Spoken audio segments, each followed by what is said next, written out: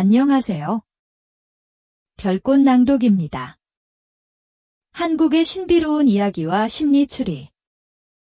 초자연의 세계로 여러분을 초대합니다. 별빛 아래. 숨겨진 비밀을 함께 풀어볼까요? 지금 시작합니다. 민주는 도깨비와의 거래 이후 꿈꾸던 성공을 거머쥐었다. 화려한 도심 속에서 그의 이름은 빛났지만 주변에는 알 수 없는 불행이 번져갔다.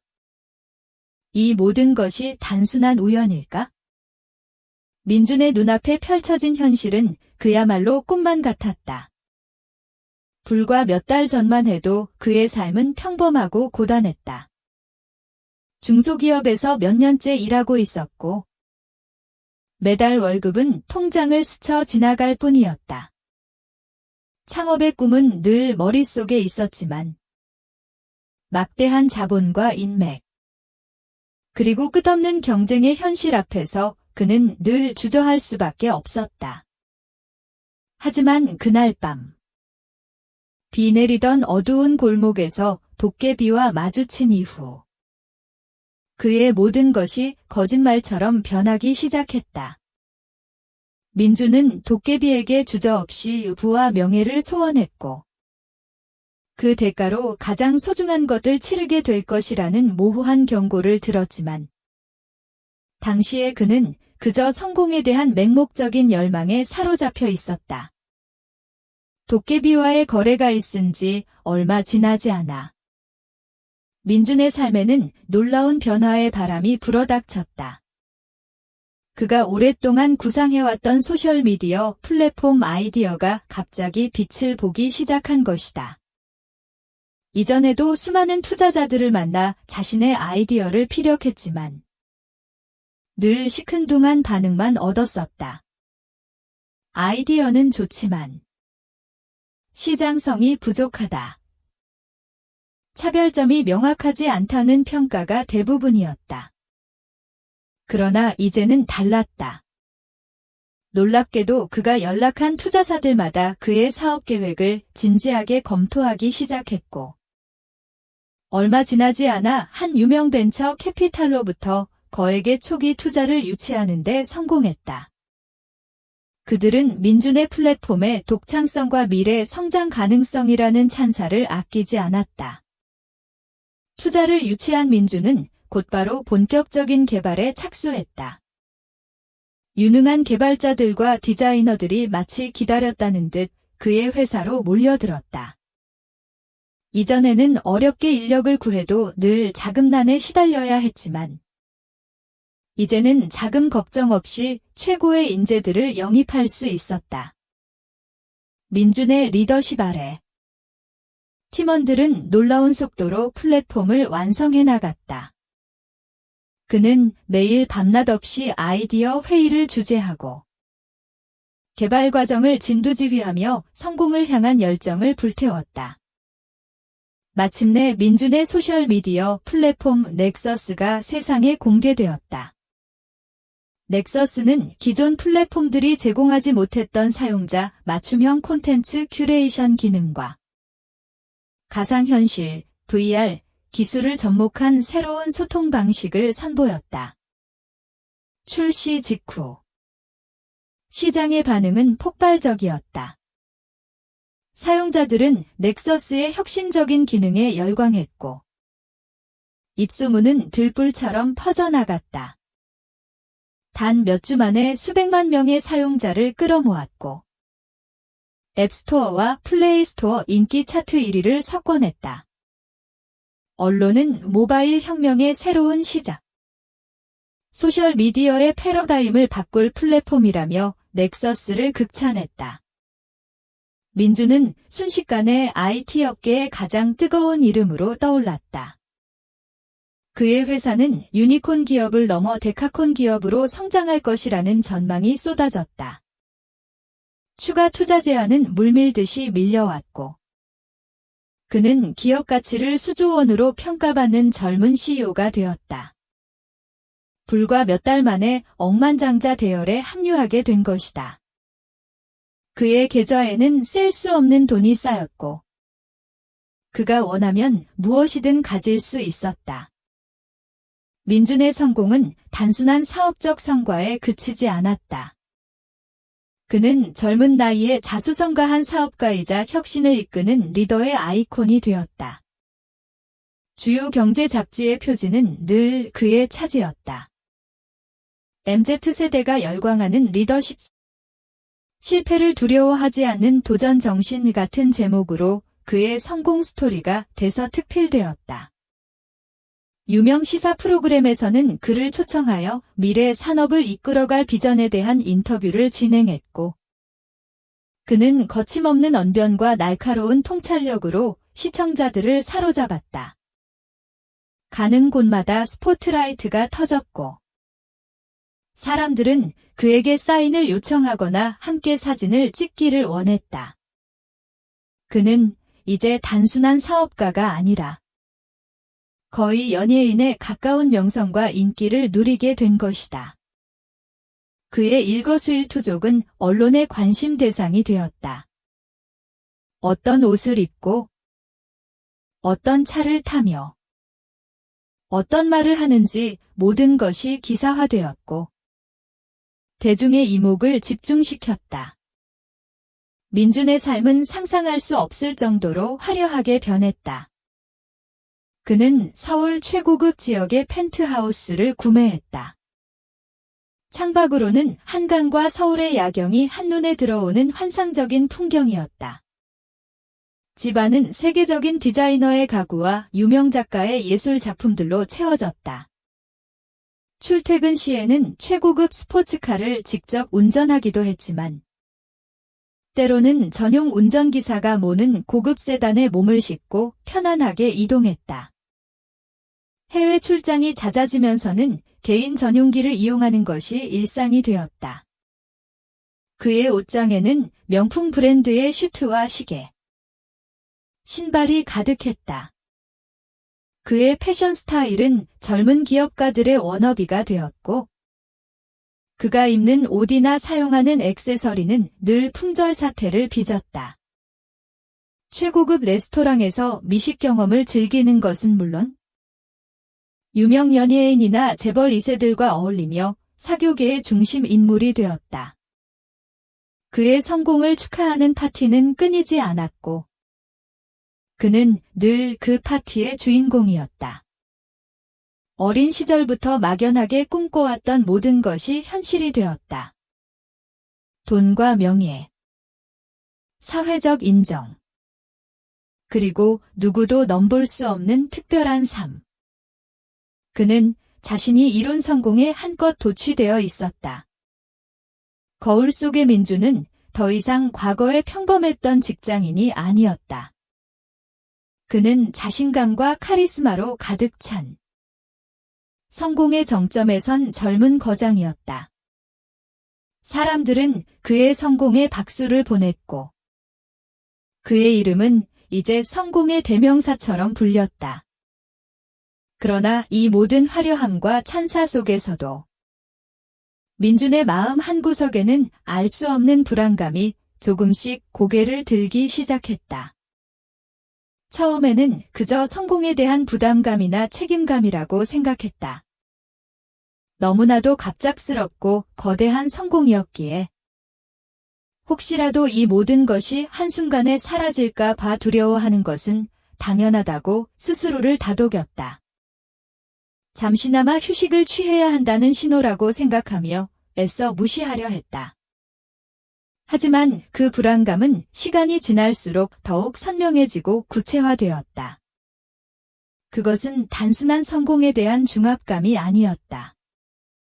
마치 어두운 심연에서부터 솟아오르는 듯한 뿌리 깊은 불길한 예감이었다. 그는 가끔씩 텅 빈 방에 혼자 앉아 있을 때 문득 자신의 성공이 너무나도 쉽게 지루어진 것은 아닌가 하는 의심에 사로잡히곤 했다. 말 그대로 기적처럼 모든 것이 술술 풀렸다. 예상치 못한 행운들이 끊임없이 이어졌고, 난관에 부딪히더라도 기막힌 타이밍에 해결책이 나타나곤 했다. 마치 누군가 뒤에서 보이지 않는 손으로 자신의 길을 닦아주는 것처럼 느껴졌다.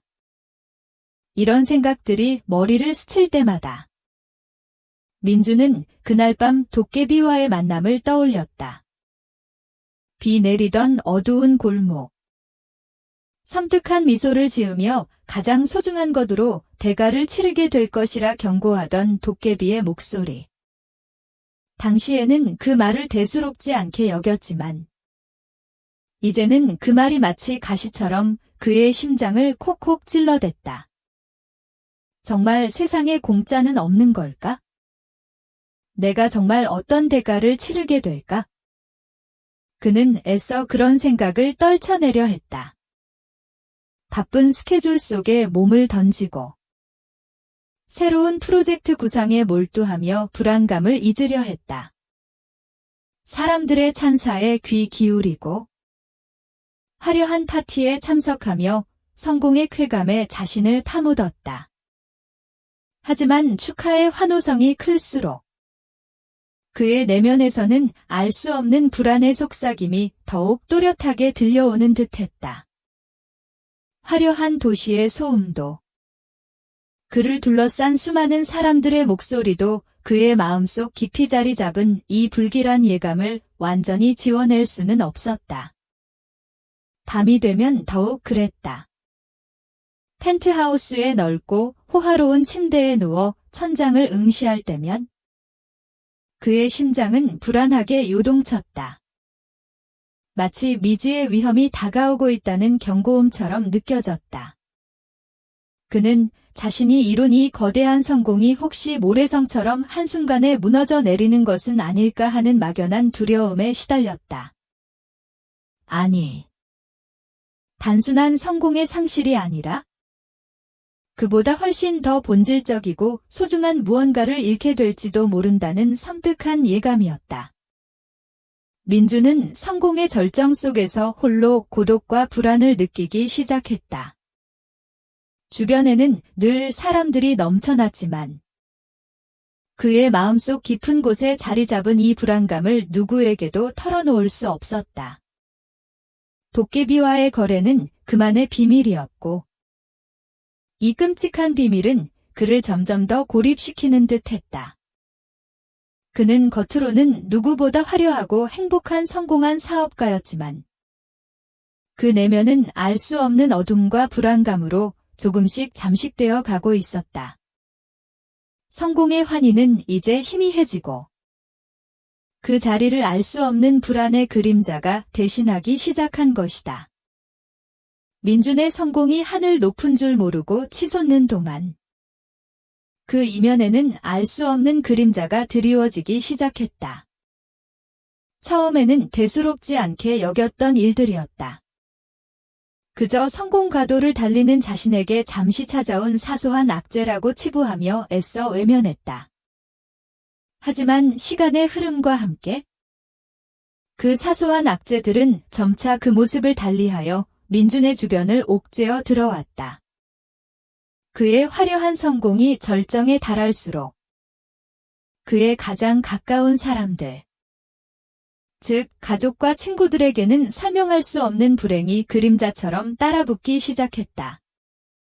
가장 먼저 불운이 닥친 사람은 민준의 가장 친한 친구인 현수였다. 현수는 민준이 스타트업을 시작할 때부터 늘 옆에서 응원해준 몇 안 되는 진정한 친구였다. 민준이 밤낮 없이 사업에 매달릴 때에도 현수는 가끔 찾아와 술 한잔 기울이며 위로를 건네곤 했다. 민준의 성공 소식을 누구보다 기뻐해 주었던 현수였다. 그런데 어느 날 저녁, 민준은 현수에게서 다급한 전화를 받았다. 현수가 갑작스러운 교통사고를 당했다는 소식이었다. 민준은 심장이 철렁 내려앉는 것을 느꼈다. 평소 자전거를 즐겨 타던 현수가 퇴근길 골목에서 오토바이와 부딪혀 팔이 부러지는 사고를 당했다는 것이다. 다행히 생명에는 지장이 없었고 팔뼈만 부러지는 비교적 경미한 사고였다. 민주는 곧바로 병원으로 달려갔다. 현수의 병실에 들어섰을 때 그는 침대에 누워 팔에 깁스를 한 채 억지 웃음을 짓고 있는 현수를 발견했다. 야, 민준아. 너 병문안 올 시간은 있냐? 바쁜 몸인데. 현수는 농담을 던졌지만 그의 얼굴에는 통증과 함께 깊은 피로감이 역력했다. 민주는 미안함과 걱정스러운 마음으로 현수의 어깨를 토닥였다. 말도 마. 괜찮냐? 많이 아파. 현수는 고개를 저으며 말했다. 괜찮아. 팔만 좀 부러진 거지 뭐. 그래도 당분간 출근은 못할 것 같아서 걱정이다. 현수는 작은 회사에서 영업직으로 일하고 있었기에 팔을 다치면 당분간 업무가 어렵다는 말에 민주는 더욱 마음이 아팠다. 민주는 현수에게 병원비와 생활비를 보태주겠다고 했다. 현수는 처음에는 극구 사양했지만 민준의 진심 어린 걱정에 결국 고마워하며 받아들였다. 병실을 나서면서 현수는 문득 이런 말을 던졌다. 야, 민준아. 너 너무 잘 나가서 나한테까지 애군이 오는 거 아니냐? 부러워서 그런가? 현수는 웃으며 농담처럼 말했지만 민준의 마음 한구석에는 왠지 모를 찜찜함이 남았다. 그때는 그저 현수의 불운이자 우연이라고 생각했다. 성공 과도를 달리는 자신에게 찾아온 작은 걱정거리일 뿐이라고 애써 대수롭지 않게 넘기려 했다. 하지만 그 말은 민준의 뇌리에 깊이 박혔다. 현수의 사고 이후 며칠 지나지 않아 이번에는 민준의 어머니에게 불운이 닥쳤다. 민준의 어머니는 평소 건강하시고 활기찬 분이셨다. 아들의 성공 소식에 누구보다 기뻐하셨고 늘 아들의 자랑을 주변 사람들에게 늘어놓으시곤 했다. 그런데 어느 날 갑자기 쓰러지셨다는 연락을 받았다. 민주는 회사 회의 도중 이 소식을 듣고 큰 충격을 받았다. 중요한 계약을 앞두고 있었지만 민주는 모든 것을 내팽개치고 병원으로 달려갔다. 어머니는 병실에 누워 수액을 맞고 계셨다. 창백해진 어머니의 얼굴을 보는 순간 민준의 심장은 찢어지는 듯 아팠다. 의사는 과로와 스트레스로 인한 일시적인 현상이며 큰 문제는 없으니 안정을 취하면 괜찮아질 거라고 했다. 하지만 민주는 어머니의 수척해진 얼굴을 보며 마음이 편치 않았다. 어머니는 아들의 성공 이후로 주변 사람들의 축하와 부러움을 한몸에 받으시면서도 동시에 늘 아들의 건강과 미래를 걱정하셨다. 밤낮 없이 일하는 아들 때문에 마음 졸이셨고 아들이 너무 무리하는 건 아닌지 늘 불안해하셨다. 민주는 어머니께 최고급 건강식품을 선물하고 좋은 곳으로 여행을 보내드려 휴식을 취하시도록 했다. 어머니는 아들의 극진한 마음에 고마워하셨지만 민준의 눈에는 어머니의 얼굴에 드리워진 깊은 근심이 보였다. 어머니는 민준아, 내가 잘 되는 건 너무 좋지만 너무 무리하지 마라. 엄마는 내가 아픈 것보다 건강하게 오래 사는 게 더 중요해. 라고 말씀하셨다. 민주는 어머니의 말씀에 고개를 끄덕였지만 마음속에는 알 수 없는 죄책감이 스쳐 지나갔다. 어머니의 스트레스가 혹시 자신의 성공 때문은 아닐까 하는 막연한 불안감이었다. 그때까지도 민주는 이 모든 것을 그저 우연의 일치라고 애써 합리화했다. 나이 드신 어머니가 과로하고 스트레스 받는 것은 충분히 있을 수 있는 일이라고 생각했다. 하지만 불행은 거기서 끝이 아니었다. 민준의 회사에 예기치 못한 문제가 발생했다. 민준의 사업이 급성장하는데 크게 기여했던 핵심 개발팀의 팀장. 박 팀장이 갑자기 사직서를 제출한 것이다. 박 팀장은 민준의 아이디어를 현실로 구현하는데 가장 중요한 역할을 한 인물이었다. 그의 뛰어난 기술력과 리더십 덕분에 넥서스 플랫폼은 완벽하게 완성될 수 있었다. 민준은 박 팀장의 사직 소식에 충격을 받았다. 박 팀장은 개인적인 사정이라며 자세한 이야기는 하지 않았지만 그의 얼굴에는 깊은 근심과 함께 어딘가 지쳐 보이는 표정이 역력했다. 박 팀장은 민준에게 대표님, 죄송합니다. 개인적인 사정으로 더 이상 회사에 집중하기 어렵습니다. 좋은 팀원들이 많으니 제가 없어도 잘 해내실 겁니다. 라는 말만 남기고 떠났다. 핵심 인력의 갑작스러운 이탈은 회사에 적지 않은 타격이었다. 언론에서는 넥서스 플랫폼의 성장세가 꺾이는 것 아니냐는 우려의 목소리도 나왔다. 민준은 이 위기를 극복하기 위해 밤낮 없이 뛰어다녔다. 다행히 민준의 뛰어난 위기관리 능력과 비전 덕분에 회사는 빠르게 안정을 되찾았다.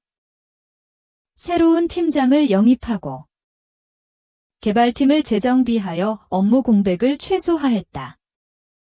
사람들은 민준의 탁월한 리더십에 또다시 찬사를 보냈다.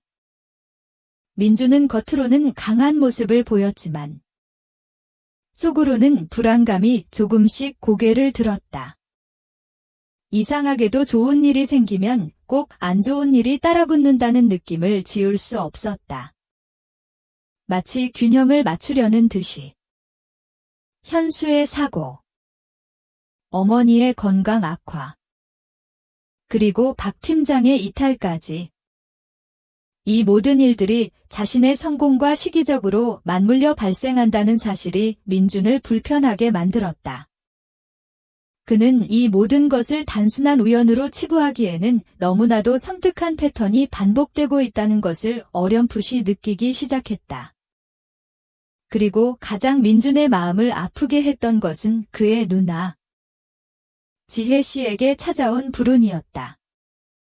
지혜 씨는 민준보다 5살 위인 누나로 어린 시절부터 민준을 살뜰히 보살펴 주었던 따뜻한 사람이었다. 그녀는 작은 동네에서 아담한 카페를 운영하며 소박하지만 행복한 삶을 살고 있었다. 민준의 성공 소식에 누구보다 기뻐하며 진심으로 축하해 주었던 누나였다. 그런데 어느 날 새벽, 민준은 지혜 씨에게서 걸려온 전화를 받고 얼어붙었다. 누나가 운영하던 카페에 갑작스러운 화재가 발생하여 전소되었다는 소식이었다. 민준은 곧바로 누나에게 달려갔다. 폐허가 된 카페 앞에서 주저앉아 망연자실한 표정으로 잿더미가 된 건물을 바라보고 있는 누나의 모습은 민준의 가슴을 찢어지게 했다. 다행히 인명피해는 없었지만 지혜 씨는 모든 것을 잃었다. 카페는 그녀의 전부이자 삶의 유일한 낙이었다. 민준은 엄청난 충격을 받았다. 그는 곧바로 누나에게 거액의 복구 비용을 지원했고 새 카페를 차릴 수 있도록 모든 도움을 아끼지 않았다. 돈은 민준에게 더 이상 문제가 되지 않았다. 그는 누나의 아픔을 조금이라도 덜어주고 싶었다. 지혜 씨는 민준에게 진심으로 고마워했다. 하지만 그녀의 눈빛에는 깊은 상실감과 함께 알 수 없는 공허함이 남아 있었다. 민준은 누나를 위로하면서도 마음 한구석에서는 섬뜩한 생각이 스쳤다. 내가 이렇게 성공할수록 주변 사람들이 불행해지는 건가? 이 생각은 단순한 의심을 넘어선 불길한 예감이었다. 누나의 화재 소식은 민준이 그동안 애써 무시했던 불안감을 현실로 끌어올렸다. 현수의 사고, 어머니의 병환, 박 팀장의 사직, 그리고 이제는 누나의 카페 화재까지.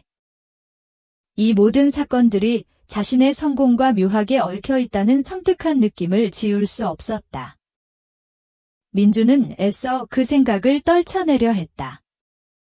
이 모든 것이 그저 우연의 일치일 뿐이라고 스스로에게 되뇌었다. 세상에 좋은 일만 있을 수는 없고 나쁜 일도 생기기 마련이라고 합리화했다. 성공한 사람 주변에는 시기와 질투가 따르고 그로 인해 불운이 찾아올 수도 있는 것이라고 생각했다. 하지만 그 합리화는 오래가지 못했다. 이토록 연속적으로 그것도 자신의 가장 가까운 사람들에게 불행이 닥친다는 것은 너무나도 기이한 일이었다. 어느 날 저녁 민주는 오랜만에 고향 친구들과 술자리를 가졌다. 성공한 친구를 보며 다들 부러워했지만 술에 취한 한 친구가 불쑥 이런 말을 던졌다. 야, 민준아. 너 너무 잘 나가는 거 아니냐? 내가 이렇게 잘 되고 나서부터 우리한테는 영 안 좋은 일만 생기는 것 같아. 그 친구는 최근에 다니던 회사에서 구조조정 대상이 되어 직장을 잃었다고 했다. 또 다른 친구는 아픈 아이 때문에 병원비를 감당하느라 힘들어하고 있었다. 또 다른 친구는 오랫동안 준비하던 사업 아이템을 경쟁사에게 빼앗겨 막대한 손해를 입었다고 했다. 친구들의 푸념은 농담처럼 들렸지만 민준의 가슴을 후벼 팠다. 그는 친구들에게 미안함을 느끼면서도 동시에 알 수 없는 불안감에 휩싸였다. 자신 때문에 친구들이 불행해진다는 건 말도 안 되는 이야기였지만 왠지 모르게 그 말들이 현실처럼 다가왔다. 성공한 자신을 향한 그들의 부러움과 함께 그들이 겪는 불운이 자신의 존재와 연결되어 있는 것은 아닐까 하는 불길한 예감이 그의 뇌리를 스쳤다. 술자리가 끝난 후 민주는 택시를 타고 돌아오는 내내 창밖을 멍하니 응시했다. 화려한 서울의 밤 풍경이 그의 눈에는 왠지 모르게 스산하게 느껴졌다. 그의 내면은 이제 혼란과 의심, 그리고 알 수 없는 공포로 가득 차기 시작했다. 그는 잠자리에 들었지만 잠이 오지 않았다. 눈을 감으면 성공적인 자신의 모습과 함께 고통스러워하는 주변 사람들의 얼굴이 교차되어 보였다. 현수의 부러진 팔, 어머니의 수척한 얼굴, 박 팀장의 지친 표정, 누나의 잿더미가 된 카페, 그리고 힘들어하는 친구들의 모습까지. 이 모든 불행이 자신의 성공과 무관하지 않다는 불길한 예감이 점점 더 강해졌다. 민주는 애써 외면했던 도깨비의 경고. 너는 내가 가진 가장 소중한 것으로 대가를 치르게 될 거야 라는 말이 문득 떠올랐다. 그때는 그저 물질적인 손실을 의미하는 것이라 생각했지만 이제는 그 말이 훨씬 더 잔혹하고 심오한 의미를 담고 있다는 것을 어렴풋이 느끼기 시작했다. 민준의 마음속에는 설명할 수 없는 불안과 함께 이 모든 불행의 배후에 도깨비의 손길이 닿아 있는 것은 아닌가 하는 섬뜩한 의심이 싹트기 시작했다. 민준은 자신이 이룬 성공의 정점에서 알 수 없는 불안감에 시달렸다. 그의 삶은 화려했지만 그 화려함 뒤에는 늘 희미한 그림자가 드리워져 있었다. 처음에는 그 그림자가 단지 성공에 대한 중압감이나 책임감, 혹은 질투와 시기 같은 자연스러운 부산물이라고 스스로를 다독였다. 그는 이 모든 불길한 예감을 애써 무시하려 했다. 하지만 주변 사람들에게 연이어 닥치는 불행은 더 이상 단순한 우연으로 치부하기 어려웠다. 현수의 팔 골절 소식을 들었을 때 민주는 그저 친구의 불운에 안타까워했을 뿐이었다. 운이 좀 없었네. 그렇게 간단하게 생각했다. 자신이 막대한 투자를 유치하며 승승장구할 때 벌어진 일이라. 혹시 현수가 자신을 부러워하다가 마음고생이라도 한 걸까 하는 생각도 잠시 들었다. 하지만 그런 생각은 이내 자기 위안으로 바뀌었다. 바쁜 일상 속에서 그 정도의 사고는 충분히 일어날 수 있는 일이라고 합리화했다. 민주는 현수에게 병원비를 지원해주고 생활비를 보태주며 친구로서의 도리를 다했다. 그는 자신의 돈이 이 모든 문제를 해결해 줄 것이라고 믿었다. 돈이 많아지니 주변의 사소한 문제들은 쉽게 해결할 수 있을 것이라는 어쩌면 오만한 생각이었다. 어머니가 쓰러지셨다는 소식을 들었을 때도 마찬가지였다. 민주는 평소 건강하시던 어머니가 갑자기 쓰러지시자 크게 놀랐지만 의사의 말을 들으면서 안도했다. 과로와 스트레스 때문입니다. 푹 쉬시면 괜찮아질 겁니다. 민주는 자신이 밤낮 없이 사업에 매달리면서 어머니가 자신을 걱정하시느라 스트레스를 받으신 것이라고 생각했다. 아들의 성공을 기뻐하면서도 한편으로는 혹사당하는 아들을 보며 안타까워하는 어머니의 마음을 헤아렸다. 그는 어머니께 좋은 보약을 지어드리고 최고급 리조트 여행을 보내드리며 죄송한 마음을 표현했다. 이 또한 돈으로 해결할 수 있는 문제라고 생각했다.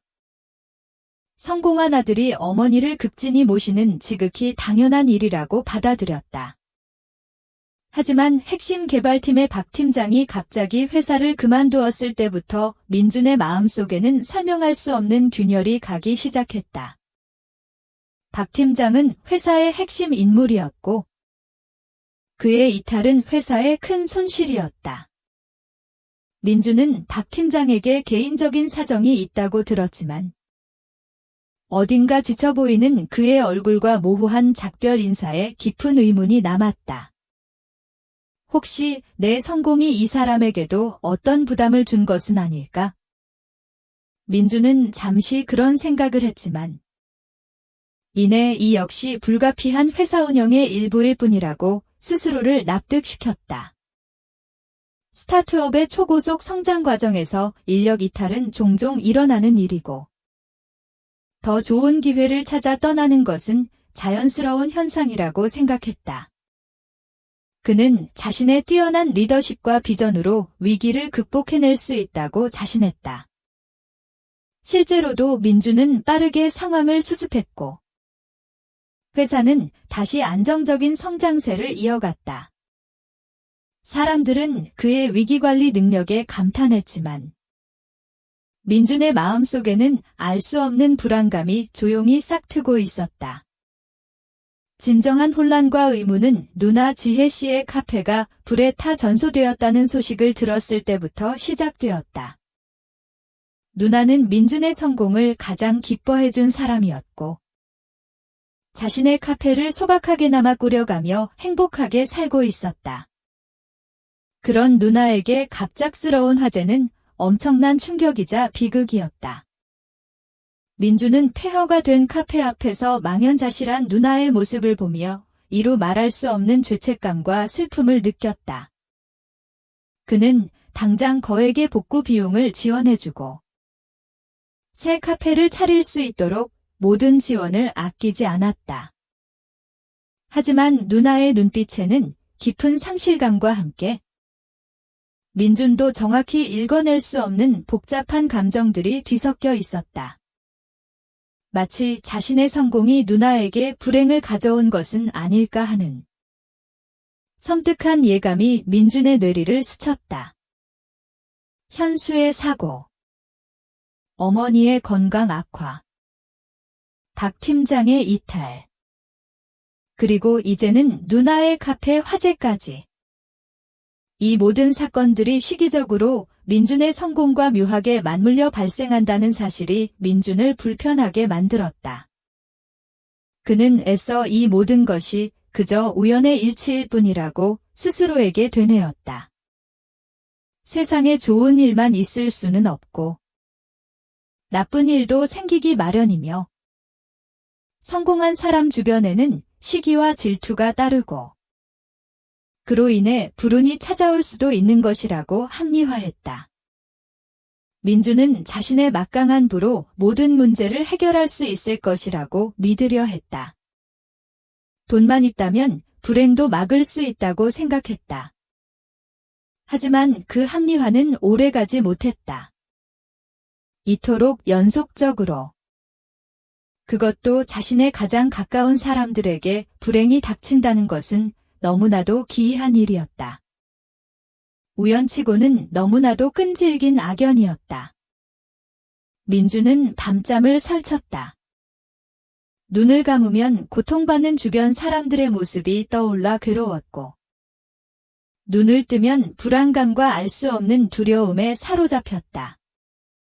그의 머릿속은 온통 복잡한 생각들로 가득 찼다. 그는 문득 도깨비와의 마지막 대화를 떠올렸다. 비 내리던 어두운 골목에서 도깨비는 섬뜩한 미소를 지으며 말했다. 세상에 공짜는 없지?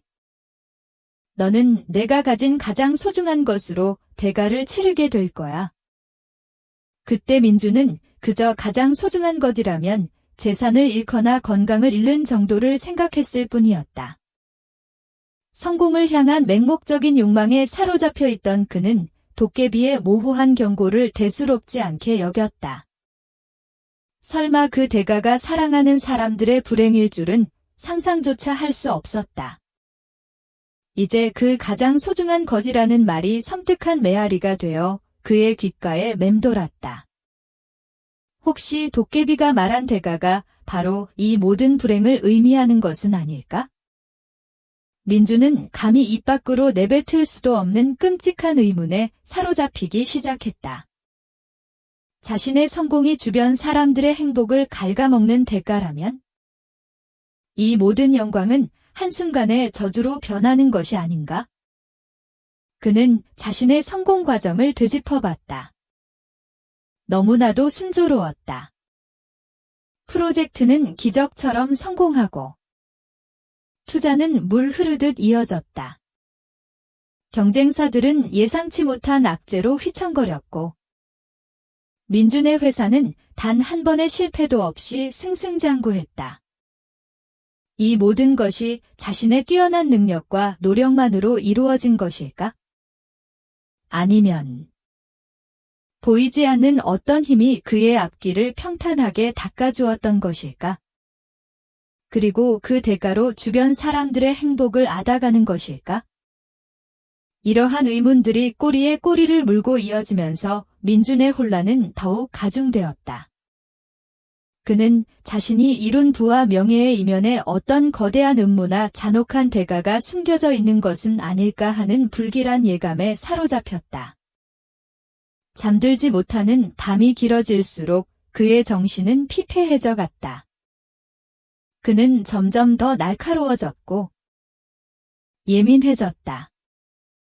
화려한 도시의 소음도 그를 둘러싼 수많은 사람들의 목소리도 그의 마음속 깊이 자리 잡은 이 불길한 예감을 완전히 지워낼 수는 없었다. 민주는 거울에 비친 자신의 얼굴을 응시했다. 과거의 자신감 넘치던 표정은 사라지고 그 자리에는 깊은 근심과 불안감이 드리워져 있었다. 성공의 환희는 이제 희미해지고 그 자리를 알 수 없는 불안의 그림자가 대신하기 시작한 것이다. 그는 자신이 무엇인가를 단단히 착각하고 있거나 혹은 상상조차 할 수 없는 거대한 힘에 휘둘리고 있다는 섬뜩한 느낌을 지울 수 없었다. 이 모든 것이 단순한 우연이나 악재가 아니라는 무의식적인 확신이 그의 내면을 잠식해갔다. 민주는 자신의 마음속 깊은 곳에서 울려 퍼지는 경고음을 더 이상 무시할 수 없었다. 그는 이제 성공의 쾌감에 도취되어 있을 수만은 없었다.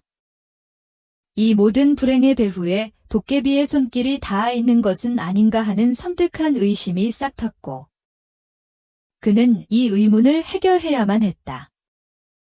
그에게는 사랑하는 이들의 고통을 더 이상 방치할 수 없다는 절박함이 있었다.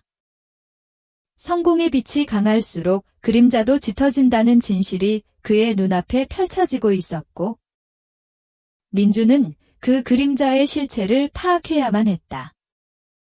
그는 밤낮 없이 과거의 일들을 되짚었다. 도깨비와의 만남, 그리고 그 이후 벌어진 기적 같은 성공과 기이한 불행들. 이 모든 것들이 한데 엉켜 민준의 머릿속을 혼란스럽게 만들었다. 그는 자신이 도깨비의 거대한 게임판 위에 놓인 말처럼 느껴졌다.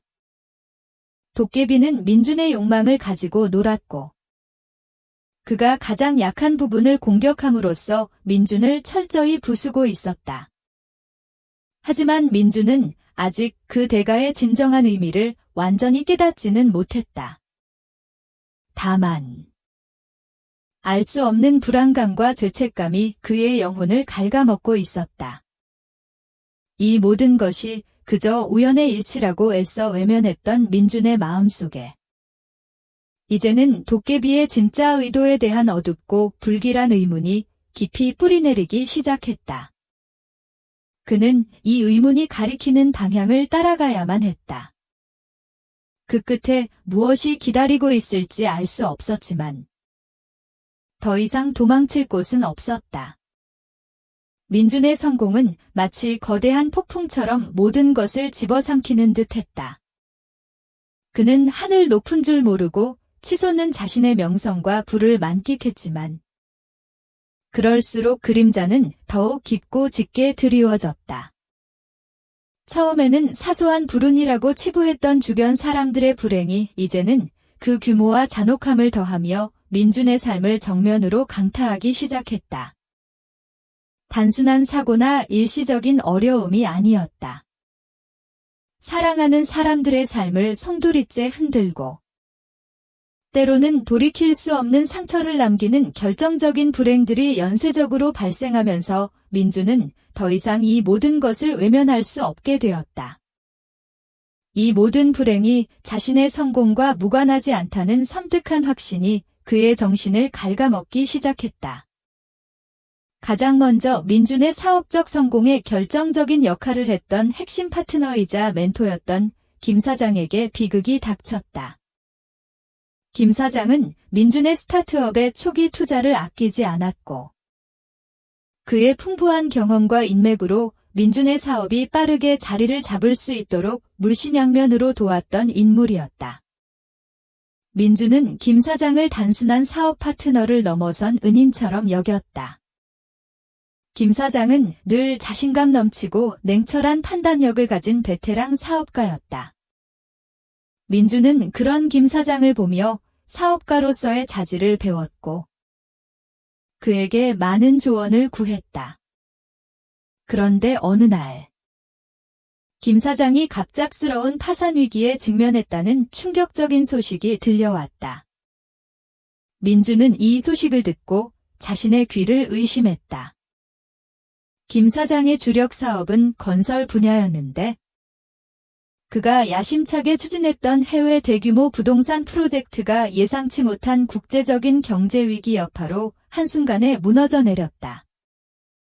현지 정부의 정책 변경과 금융시장의 급변동으로 인해 프로젝트는 좌초되었고 김 사장이 투자했던 막대한 자금은 공중분해되다시피 했다. 설상가상으로 그가 뒤늦게 투자했던 다른 벤처기업이 사기성 투자였음이 밝혀지면서 김 사장은 막대한 빚을 떠안게 되었다. 민준은 이 소식을 듣고 큰 충격을 받았다. 불과 몇 달 전까지만 해도 민준의 성공을 진심으로 축하해주고 더 큰 성공을 향해 나아가라고 격려했던 김 사장이었다. 그런 그가 한순간에 모든 것을 잃고 폐인이 되다시피 했다는 것이 믿기지 않았다. 민주는 곧바로 김 사장을 찾아갔다. 김 사장의 사무실은 이미 폐허처럼 변해 있었다. 직원들은 모두 떠났고 텅 빈 사무실에는 먼지만 가득했다. 김 사장은 낡은 책상에 넋이 나간 채 앉아 텅 빈 눈으로 창밖을 응시하고 있었다. 그의 얼굴에는 과거의 자신감 넘치던 모습은 온데간데 없고 깊은 절망감과 피로만이 가득했다.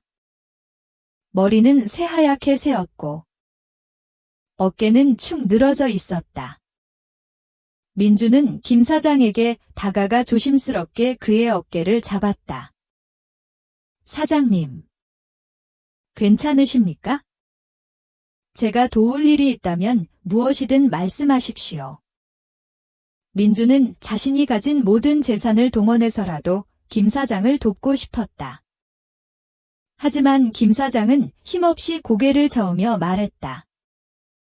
민준아, 이건 내가 해결할 수 있는 문제가 아니야? 이미 모든 것을 잃었어. 내가 대체 무슨 죄를 지었길래 이렇게까지 되는 건지 모르겠다. 운이 없어도 너무 없어. 그의 목소리에는 깊은 절망감과 함께 삶의 모든 의미를 잃어버린 듯한 공허함이 배어 있었다. 김 사장의 눈빛 속에는 슬픔을 넘어선 처절한 고통이 담겨 있었다.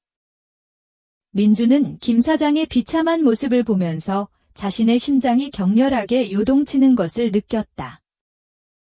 단순한 불운이라고 치부하기에는 너무나도 가혹한 상황이었다. 민준의 성공이 절정에 달하는 시점에 그에게 가장 큰 조력자였던 김 사장이 모든 것을 잃고 나락으로 떨어지다니. 민준은 자신도 모르게 온몸에 소름이 돋는 것을 느꼈다. 그날 밤 민주는 잠을 이룰 수 없었다. 그의 머릿속에는 김 사장의 절망에 찬 얼굴과 함께 도깨비의 섬뜩한 미소가 교차되었다. 이 모든 것이 우연이라고 할 수 있을까? 민준의 내면에서부터 불길한 의문이 피어오르기 시작했다. 그것으로 끝이 아니었다. 얼마 전 민준의 도움으로 다시 카페를 개업했던 누나 지혜 씨에게 또 다른 재앙이 닥쳤다. 이번에는 카페가 아닌 그녀의 전부나 다름없었던 딸. 즉, 민준의 사랑스러운 조카에게 불행이 찾아왔다. 민준의 조카는 평소에는 건강하고 활발한 아이였다.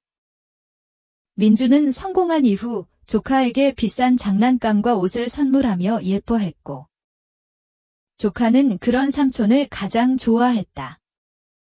민준의 펜트하우스에 놀러와 재롱을 부리던 조카의 모습은 민준의 유일한 위안이기도 했다. 그런데 조카가 갑자기 원인을 알 수 없는 희귀병 진단을 받은 것이다.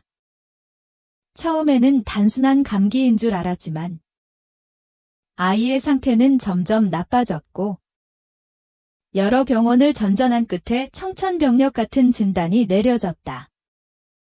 치료는 가능했지만 그 비용이 천문학적인 액수였고 완치를 장담할 수도 없는 상황이었다. 지혜 씨는 충격으로 말라갔다.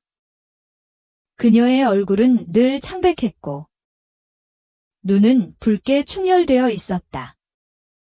매일 병원에서 밤을 새우며 딸아이 곁을 지켰고 식사도 제대로 하지 못해 몸은 뼈만 앙상하게 남았다. 그녀의 눈빛에는 깊은 슬픔과 함께 알 수 없는 원망 같은 것이 스쳐 지나가는 듯했다. 민주는 이 소식을 듣자마자 자신의 모든 스케줄을 취소하고 병원으로 달려갔다. 병실에 들어섰을 때 침대에 힘없이 누워 창백해진 조카의 작은 얼굴을 보는 순간 민준의 심장은 산산조각 나는 듯했다. 숨조차 제대로 쉴 수 없었다. 누나 지혜 씨는 말없이 조카의 손을 잡고 눈물을 흘리고 있었다. 민주는 당장 거액의 치료비를 지원했다.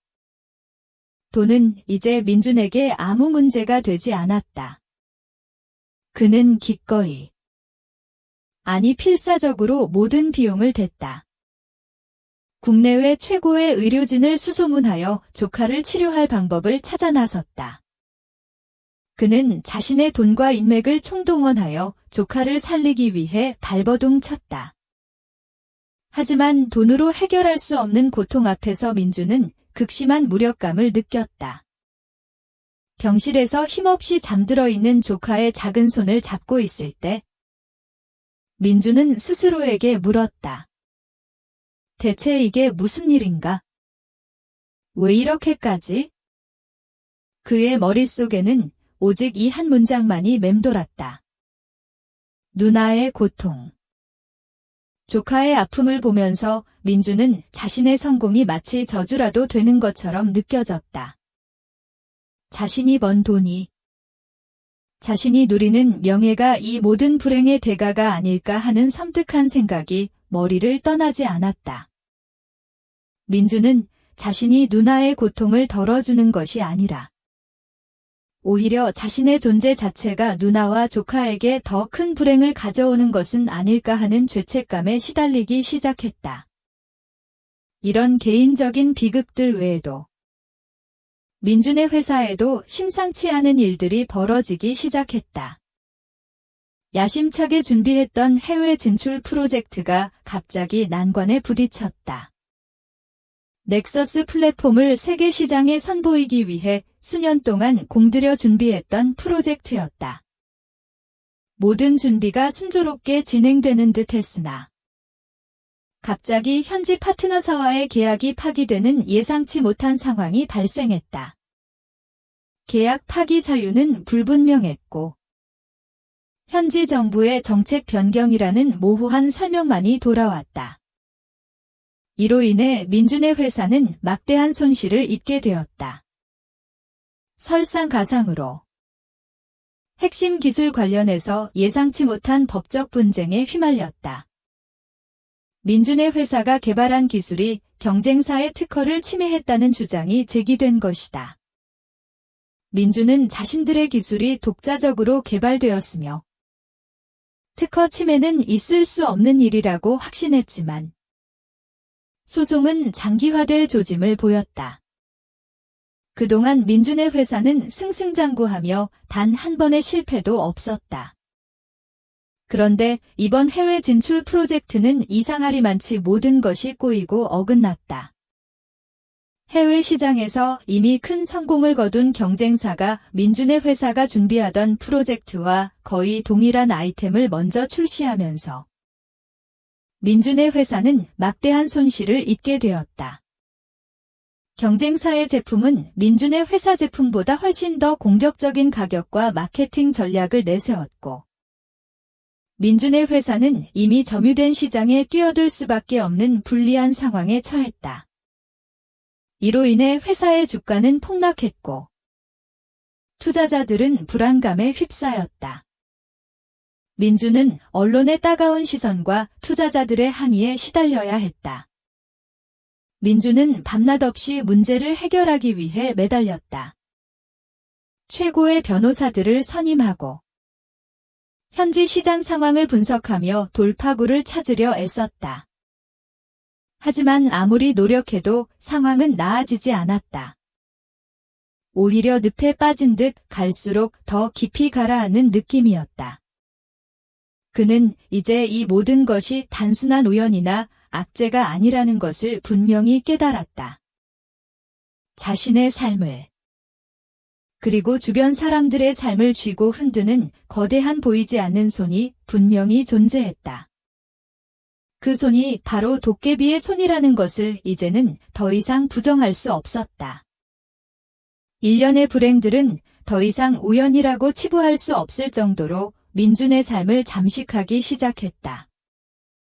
현수의 사고는 사소한 부상이었지만 그 이후 민준의 주변에서 벌어진 일들은 점점 더 심각하고 회복하기 어려운 피해를 가져왔다. 김 사장의 파산, 누나의 딸에게 닥친 희귀병, 회사의 해외 프로젝트 좌초와 법적 분쟁까지. 이 모든 것이 마치 민준의 성공을 비웃기라도 하듯 그와 가장 가까운 곳에서 발생했다. 민준은 자신이 이 불행한 상황들을 직접 목격하면서 자신의 내면에서 자라나는 죄책감을 주체할 수 없었다. 김 사장의 절망에 찬 눈빛을 마주했을 때 민준은 자신의 성공이 김 사장의 몰락을 초래한 것이 아닐까 하는 섬뜩한 생각을 떨칠 수 없었다. 조카의 병실에서 힘없이 누워있는 조카의 손을 잡고 있을 때 민준은 자신의 어리석은 욕망이 사랑하는 조카의 생명을 위협하고 있는 것은 아닐까 하는 자괴감에 시달렸다. 누나의 눈빛에 담긴 깊은 슬픔과 함께 알 수 없는 원망을 읽었을 때 민준은 자신이 누나에게 돈을 지원하는 행위 자체가 오히려 누나와 조카를 더 큰 불행으로 이끄는 것은 아닐까 하는 의심마저 들었다. 이 모든 상황 속에서 민준은 자신이 알지 못하는 방식으로 사건에 연루되어 죄책감을 느끼기 시작했다. 그는 이 모든 불행의 뿌리가 바로 도깨비와의 거래에서 시작되었다는 것을 직감적으로 알고 있었다. 도깨비는 그에게 직접적인 고통을 주는 대신 그가 가장 사랑하는 사람들의 행복과 안녕을 앗아감으로써 민준에게 최악의 고통을 안겨주고 있었다. 민준의 성공이 거대해질수록 그 대가로 치러야 하는 주변 사람들의 불행 또한 거대해지는 잔혹한 패턴이 명확해졌다.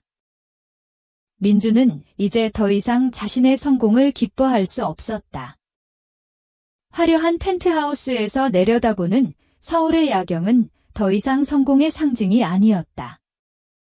그것은 마치 그를 가둬둔 거대한 새장 같았다. 그는 최고급 와인과 음식들을 즐겼지만 그 맛은 썼다. 혼자 먹는 만찬은 공허했고 그 어떤 것도 그의 허기진 마음을 채워주지 못했다. 수많은 비서와 직원들이 그를 따랐지만 그 누구와도 진심으로 소통할 수 없었다. 그는 자신의 속마음을 털어놓을 수 없었다. 도깨비와의 거래? 그리고 그 대가로 벌어지는 끔찍한 일들에 대해 이야기한다면 누가 그의 말을 믿어줄까? 아마 정신병자 취급을 하거나 미신에 빠졌다고 비웃을 것이다. 그는 자신의 비밀을 혼자 감당해야 하는 외로운 싸움에 지쳐갔다. 성공한 사업가라는 가면 뒤에 숨겨진 그의 내면은 만신창이가 되었다. 잠 못 이루는 밤들이 이어졌고 불안한 심장 박동 소리가 그의 귓가를 맴돌았다. 비가 오는 날이면 그날 밤 도깨비와의 만남이 더욱 생생하게 떠올라 견딜 수 없었다. 빗소리는 그의 죄책감과 고독감을 더욱 증폭시켰다. 민준은 점점 더 깊은 우울감에 빠져들었다. 그는 성공을 향한 맹목적인 욕망이 이토록 잔혹한 대가를 치르게 할 줄은 몰랐다. 자신이 이룬 모든 것이 누군가의 고통과 맞바꾼 것이라는 사실은 그를 견딜 수 없게 만들었다. 그는 이제 더 이상 자신의 성공을 기뻐할 수 없었다. 오히려 그 성공이 가져온 그림자 속에서 고통받고 있었다. 그는 세상의 모든 사람들로부터 유리된 채 오직 도깨비와의 계약이라는 끔찍한 비밀만을 간직한 채 살아가고 있었다. 그의 화려한 삶은 겉으로만 번지르르 할 뿐 속으로는 텅 비고 썩어 들어가고 있었다. 그는 어떻게든 이 악몽 같은 상황을 끝내야만 했다. 하지만 어떻게 해야 할지는 알 수 없었다. 그저 깊은 절망감 속에서 허우적거릴 뿐이었다. 민준의 눈앞에 펼쳐진 파국적인 현실은 더 이상 우연의 일치로 치부할 수 없었다. 사랑하는 이들에게 닥친 연이은 불행. 그리고 회사에 드리워진 그림자는 민준의 마음속에 섬뜩한 확신을 심어주었다. 이 모든 것의 배후에는 분명히 어떤 거대한 힘이 존재했고, 그 힘의 근원은 바로 그날 밤 비 내리던 어두운 골목에서 만났던 도깨비라는 것을 이제는 더 이상 부정할 수 없었다. 민주는 다시 도깨비와의 첫 만남을 떠올렸다. 그날 밤은 서울의 폭우가 쏟아지던 밤이었다. 그는 만취한 채 비를 맞으며 비틀거리고 있었고, 폐업한 상점들 사이에 어둡고 좁은 골목길에 우두커니 서 있는 도깨비와 마주쳤다. 도깨비는 고대 설화 속에서 튀어나온 듯 기묘한 모습이었다. 낡은 한복을 입고 있었지만 그 표정은 현대인의 오만함과 냉소를 담고 있었다. 희미한 골목 불빛 아래 번뜩이던 도깨비의 눈은 깊이를 알 수 없는 심연처럼 느껴졌다. 도깨비는 그에게 다가와 알 수 없는 말을 건넸다. 인간의 욕망은 끝이 없지. 너의 가장 간절한 소원은 무엇이냐? 내가 들어주마. 민주는 술김에 돈과 명예, 세상에서 가장 높은 곳에 서게 해줘. 라고 외쳤던 기억이 생생했다. 술에 취해 현실감이 없었지만 그 순간만큼은 온몸이 전율하는 듯한 강렬한 느낌을 받았다. 도깨비는 그 말을 듣고 섬뜩하리만큼 잔인한 미소를 지었다. 입꼬리가 비틀어지며 올라가는 모습은 마치 인간의 어리석음을 비웃는 듯 했다. 그리고 말했다. 좋아. 내 소원을 들어주마. 하지만 세상에 공짜는 없지? 너는 내가 가진 가장 소중한 것으로 대가를 치르게 될 거야. 그때 민주는 그저 소중한 것이라면 돈이나 건강 정도를 생각했다. 그 외에 무엇을 대가로 치를 수 있을지 상상조차 할 수 없었다. 도깨비의 목소리는 낮고 깊었지만 그 속에 담긴 의미는 너무나도 모호했다. 민주는 그저 막연한 두려움을 느끼면서도 당장의 욕망에 눈이 멀어 도깨비의 경고를 대수롭지 않게 여겼다. 설마 그 대가가 사랑하는 사람들의 불행일 줄은 꿈에도 생각하지 못했다. 하지만 이제는 그 말의 진정한 의미를 어렴풋이 짐작할 수 있었다. 도깨비가 원했던 것은 민준의 물질적인 부나 건강이 아니었다. 그것은 민준에게 가장 소중한, 즉 그의 가족과 친구, 그리고 그를 둘러싼 모든 사람들의 행복과 안녕이었다. 민주는 자신의 성공이 너무나도 빠르게 이루어졌던 과정을 다시 되짚어 보았다. 모든 것이 기적처럼 풀렸다. 프로젝트가 성공하고 투자가 물 흐르듯 이어졌다.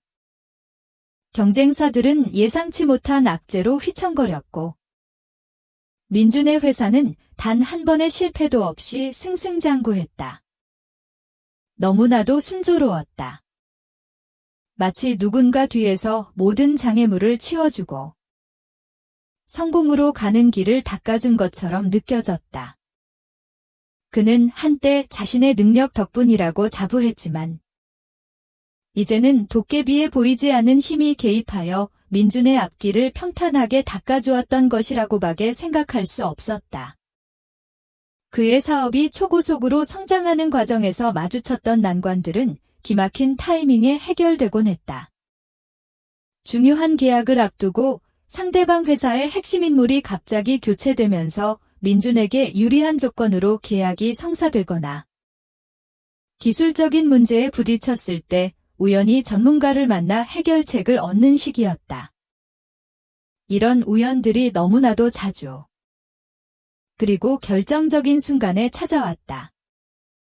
민주는 한때 그것을 행운이라고 생각했지만 이제는 그것이 도깨비의 교묘한 개입이었다는 것을 깨달았다.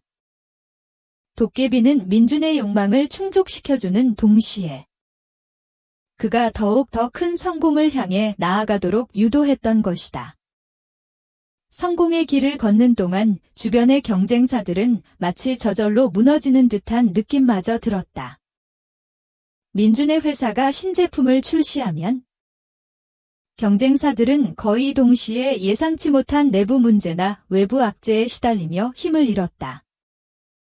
어떤 경쟁사는 갑작스러운 투자 철회로 인해 사업을 접었고, 어떤 경쟁사는 핵심 기술 유출 문제로 법적 분쟁에 휘말려 휘청거렸다. 민주는 그때마다 경쟁에서 이기려면 이 정도는 감수해야지라고 생각하며 크게 신경 쓰지 않았다.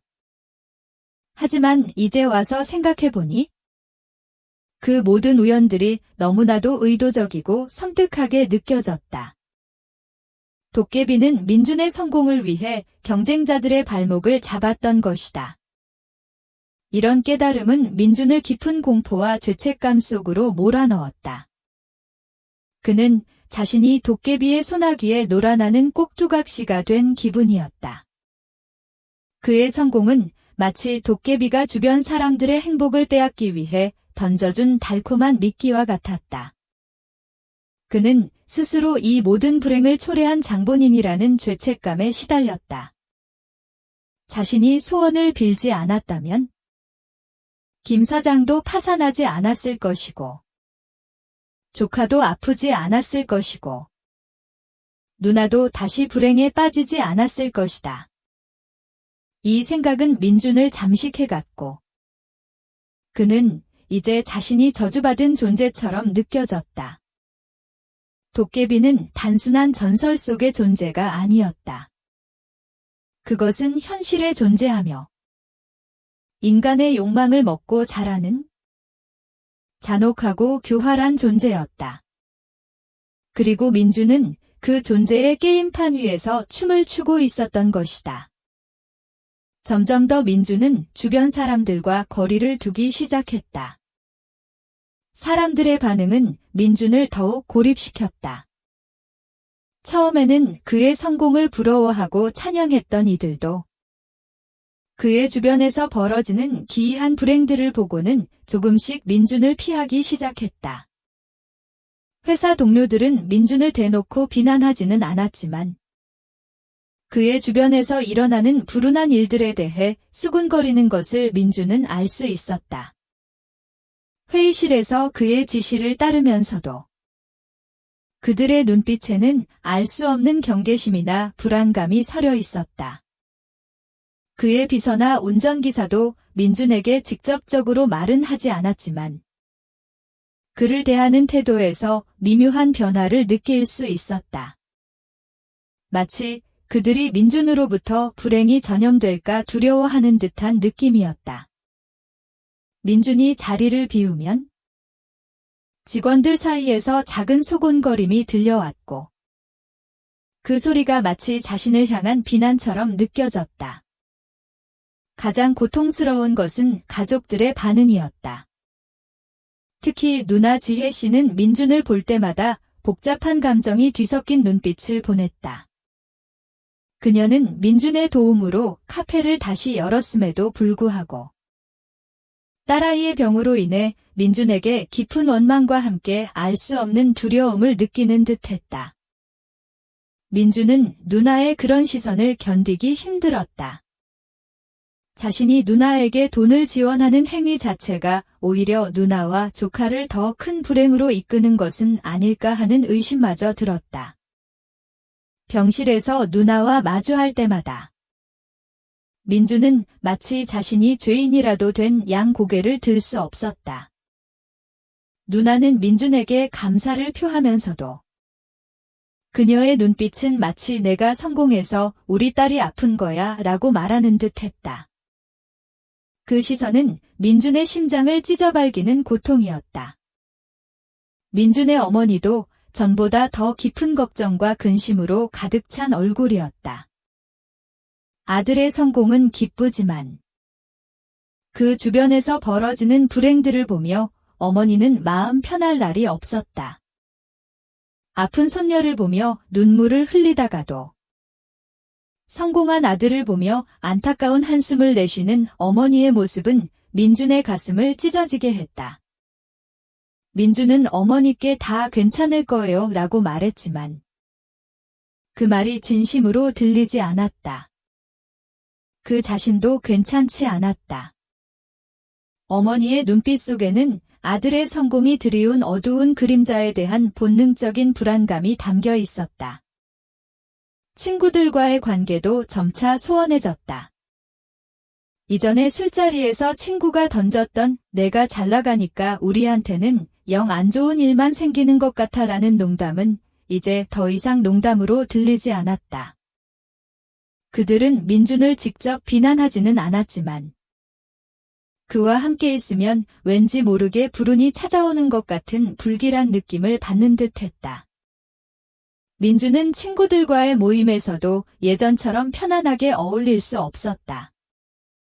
친구들의 얼굴에 드리워진 그림자가 혹시 자신 때문은 아닐까 하는 죄책감에 시달렸다. 결국 민준은 스스로 친구들과의 연락을 줄이고 모임에도 잘 나가지 않게 되었다. 그가 먼저 사람들과 거리를 두기 시작한 것이다. 혹시라도 자신의 존재가 더 큰 불행을 가져올까 두려웠기 때문이다. 민준은 완전히 고립되었다. 화려한 펜트하우스에서 내려다보는 서울의 야경은 더 이상 성공의 상징이 아니었다. 그것은 마치 그를 가둬둔 거대한 새장 같았다. 그는 최고급 와인과 음식들을 즐겼지만 그 맛은 썼다. 혼자 먹는 만찬은 공허했고 그 어떤 것도 그의 허기진 마음을 채워주지 못했다. 수많은 비서와 직원들이 그를 따랐지만 그 누구와도 진심으로 소통할 수 없었다. 그는 그들에게 자신의 속마음을 털어놓을 수 없었다. 도깨비와의 거래? 그리고 그 대가로 벌어지는 끔찍한 일들에 대해 이야기한다면? 누가 그의 말을 믿어줄까? 아마 정신병자 취급을 하거나 미신에 빠졌다고 비웃을 것이다. 그는 자신의 비밀을 혼자 감당해야 하는 외로운 싸움에 지쳐갔다. 성공한 사업가라는 가면 뒤에 숨겨진 그의 내면은 만신창이가 되었다. 잠 못 이루는 밤들이 이어졌고 불안한 심장 박동 소리가 그의 귓가를 맴돌았다. 비가 오는 날이면 그날 밤 도깨비와의 만남이 더욱 생생하게 떠올라 견딜 수 없었다. 빗소리는 그의 죄책감과 고독감을 더욱 증폭시켰다. 빗방울 하나하나가 그의 눈물처럼 느껴졌고 천둥 소리는 그의 내면의 절규 같았다. 민주는 점점 더 깊은 우울감에 빠져들었다. 그는 성공을 향한 맹목적인 욕망이 이토록 잔혹한 대가를 치르게 할 줄은 몰랐다. 자신이 이룬 모든 것이 누군가의 고통과 맞바꾼 것이라는 사실은 그를 견딜 수 없게 만들었다. 그는 이제 더 이상 자신의 성공을 기뻐할 수 없었다. 오히려 그 성공이 가져온 그림자 속에서 고통받고 있었다. 그는 세상의 모든 사람들로부터 유리된 채 오직 도깨비와의 계약이라는 끔찍한 비밀만을 간직한 채 살아가고 있었다. 그의 화려한 삶은 겉으로만 번지르르 할 뿐 속으로는 텅 비고 썩어 들어가고 있었다. 이 끔찍한 상황에서 그는 도움을 청할 수 있는 곳이 아무데도 없다는 사실에 절망했다. 누구에게도 이 비밀을 털어놓을 수 없고 누구도 자신을 이해해 줄 수 없을 것이라는 고립감. 자신의 성공이 주변 사람들에게 불행을 가져온다는 이 기이하고 잔혹한 진실을 믿어줄 사람은 아무도 없을 것이다. 그는 완전히 혼자가 되었다. 화려한 성공의 정점에서 그는 세상에서 가장 외로운 사람이 되었다. 그의 삶은 더 이상 자신의 것이 아니었다. 도깨비의 소나기에 잡혀 휘둘리는 꼭두각시이자 주변 사람들의 고통을 유발하는 저주받은 존재가 되어버렸다. 이 끔찍한 운명 앞에서 민주는 깊은 절망감 속에서 허우적거릴 뿐이었다. 어떻게든 이 악몽 같은 상황을 끝내야만 했다. 하지만 어떻게 해야 할지는 알 수 없었다. 그저 고통 속에 갇힌 채 이 상황이 끝나기를 바랄 뿐이었다. 그의 내면은 이제 끝없는 절규로 가득 차 있었다. 민주는 더 이상 도망칠 수 없었다. 성공의 화려함 뒤에 숨겨진 잔혹한 대가는 그의 삶을 송두리째 좀먹고 있었다. 사랑하는 이들의 고통은 그가 얻은 모든 부와 명예를 무의미하게 만들었다. 그는 자신이 도깨비의 소나귀에 놀아나고 있다는 것을 직감적으로 알고 있었지만 이 상황을 어떻게 타개해야 할지 전혀 알 수 없었다. 끔찍한 절망 속에서도 민주는 한 줄기 희망을 찾아야만 했다.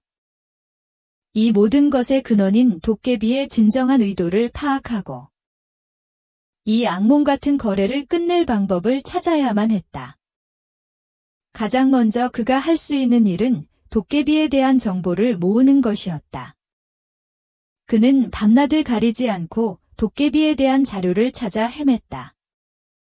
그의 펜트하우스는 이제 화려한 집무실이라기보다는 온갖 책과 자료들로 어지럽혀진 연구실처럼 변해 있었다.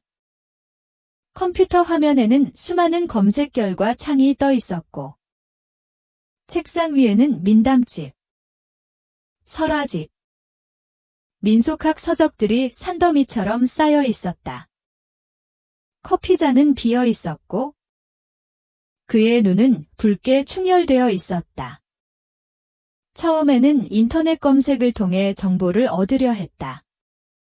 도깨비, 한국 설화, 유괴, 악마와의 계약 등 다양한 키워드를 입력하며 웹사이트들을 뒤졌다. 수많은 블로그와 커뮤니티 게시물, 위키 페이지들이 쏟아져 나왔다. 대부분의 내용은 초등학생들도 아는 수준의 일반적인 도깨비 이야기였다.